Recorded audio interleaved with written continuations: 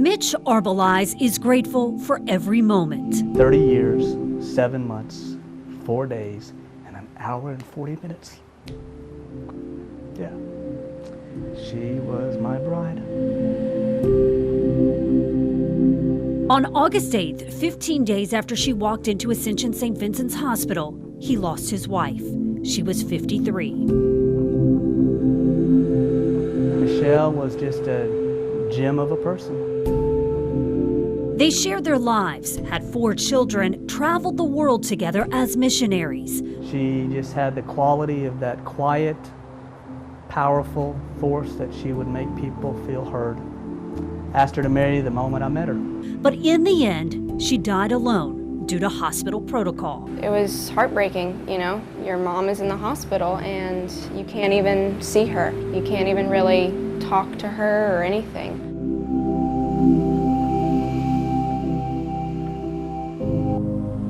Wednesday the 4th, we got a call that she had crashed. We drove to the hospital right away. They put us in protective gear, you know, the face shield, the mask. And we were allowed to be in there until they closed it off. The day before Michelle passed away, Mitch was given 2 hours with her. Worship music, praying for her, stroking her hair, telling her I love her.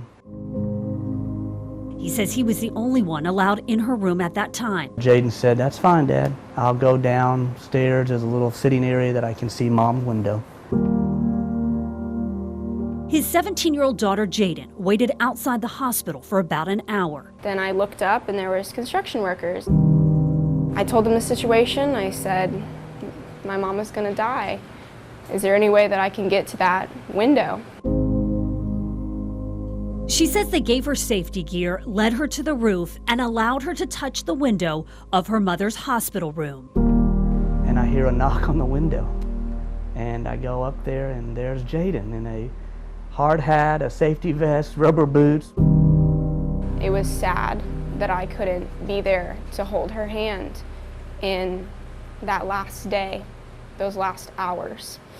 But at least being able to, you know, look in the window and see her and see my dad, I was very grateful to those construction workers. Hours later, Michelle died with no family by her side. My daughter wanted to be near her mom, wanted to be at that window. Even if she couldn't come into the ICU, couldn't touch her for the last time, she wanted to be at that window and at least look in and be as close as she could to her mother in her final hours.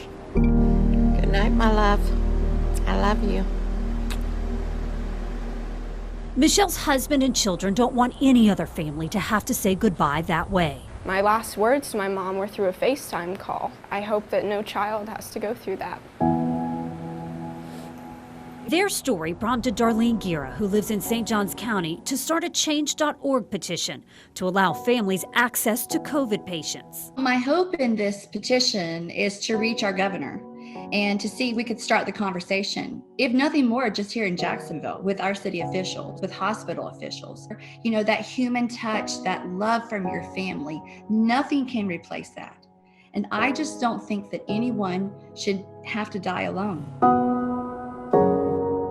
For the Arbelize family, the separation only compounded their heartache and grief. It's difficult to not be there when you realize, you know, the final heartbeat, the final breath, and she's gone. And to not be holding her hand during that, it's painful.